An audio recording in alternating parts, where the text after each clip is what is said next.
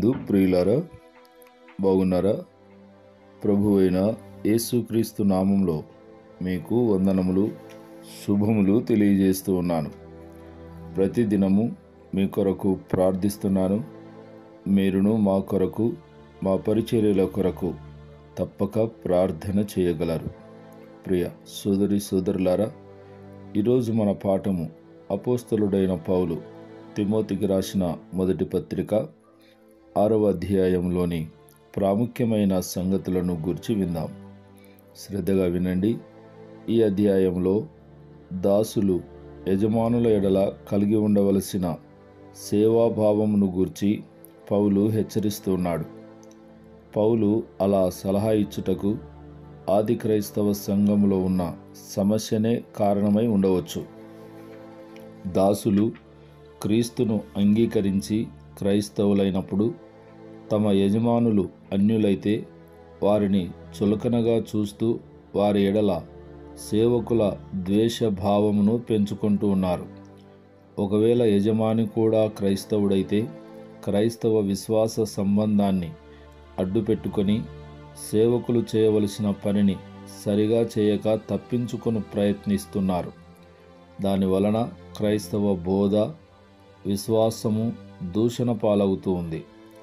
మేము రక్షణ పొందిన వారము, యజమానులు పాపులు అనే చిన్నచూపు వలన సమస్యలు ఉత్పన్నమవుతూ ఉన్నాయి. యజమానులు పూర్ణమైన ఘనతకు పాత్రులనుగా ఎంచవలనని సూచించాడు. విశ్వాసులైన యజమానులను తమ సహోదరులని భావించి తృణీకరింపరాదనియు, తాము సేవ చేయుచున్న యజమానులు విశ్వాసులకు ప్రియులై ఉన్నారని గ్రహించి వారికి మరీ ఎక్కువ నమ్మకముగా సేవ చేయవలెనని సలహా ఇచ్చాడు. అయితే ప్రియులారా, పౌలు తిమోతిని హెచ్చరిస్తూ సంతుష్టి సహితమైన దైవభక్తి గొప్ప లాభ సాధనమై ఉన్నదని తెలియచేశాడు. సంతృప్తిలో ఉన్న ఆనందము మరొక దానిలో లభించదు. ఈ వాక్య భాగంలో పౌలు అబద్ధ బోధకులను గురించి, అబద్ధ బోధలను గురించి ఖండిస్తున్నాడు.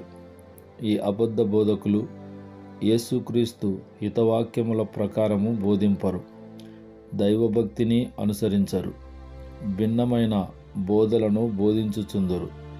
దైవవాక్యమును సరిగా తెలుసుకొనకుండా తర్కములను గూర్చియు వాగ్వాదములను గూర్చియు వ్యర్థముగా ప్రయాసపడుచుందురు.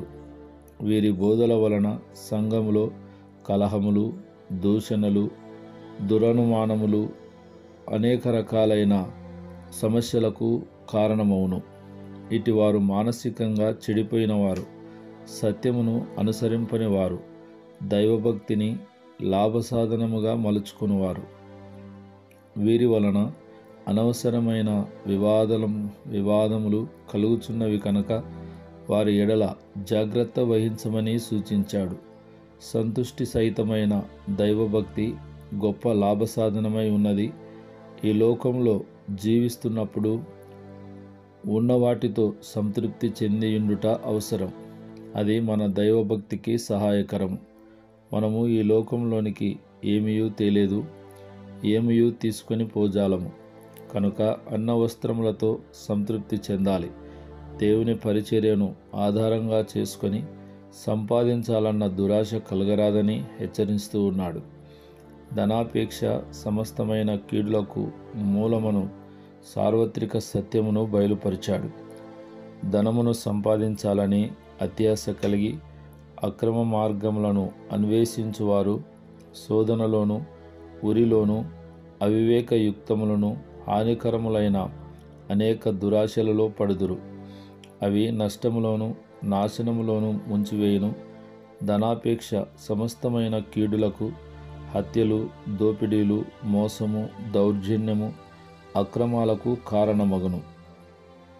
ఈ ధనాశ వలన విశ్వాస భ్రష్టులైపోయే ప్రమాదమున్నది గనక జాగ్రత్త అని హెచ్చరించాడు.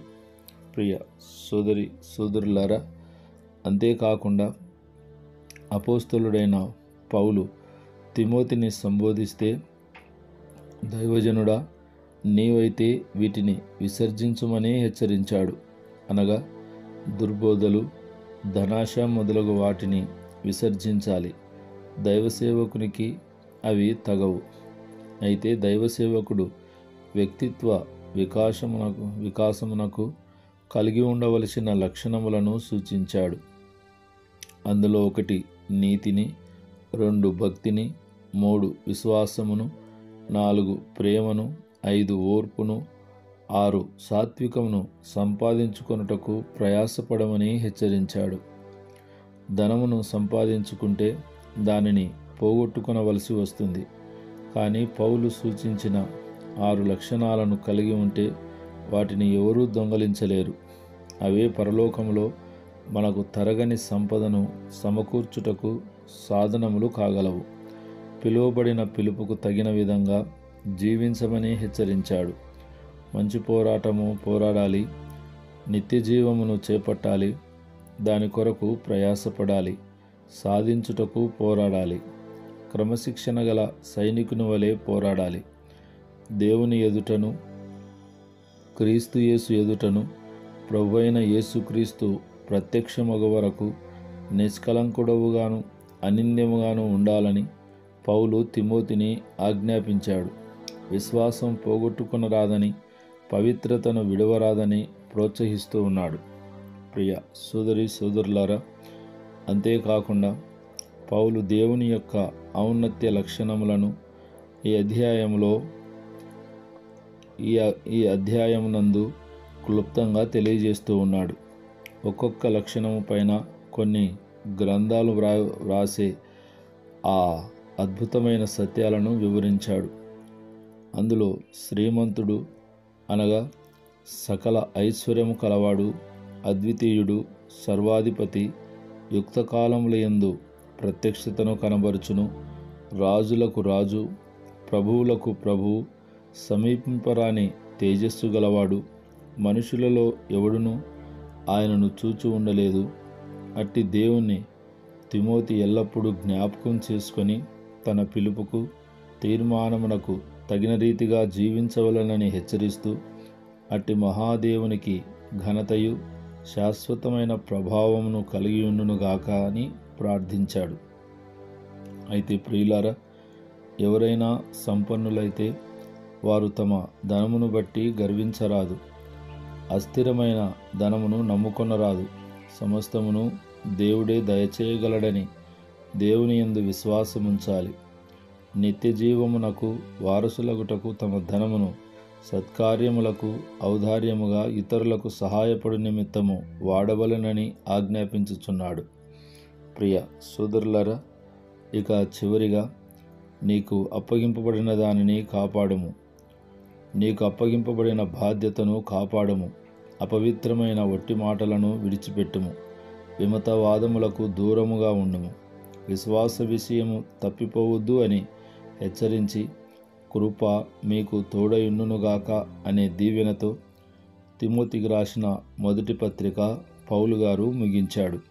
ప్రియులారా, మరికొన్ని సంగతులు రేపటి పాఠంలో మనం విందాం.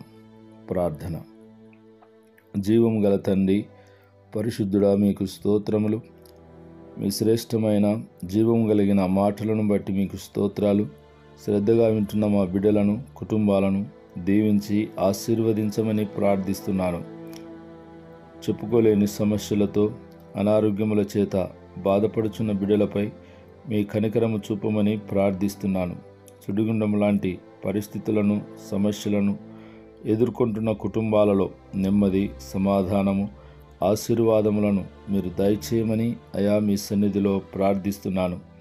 వివాహ వయసుకు వచ్చిన యవన బిడ్డలున్నారు. త్వరగా వారికి మంచి సంబంధములు కుదురుటకు, వివాహ కార్యములు జరుగుటకు కృప చూపి సహాయము దయచేయమని యేసు నామములో ప్రార్థిస్తున్నాము తండ్రి. ఆమేన్, ఆమేన్, ఆమేన్.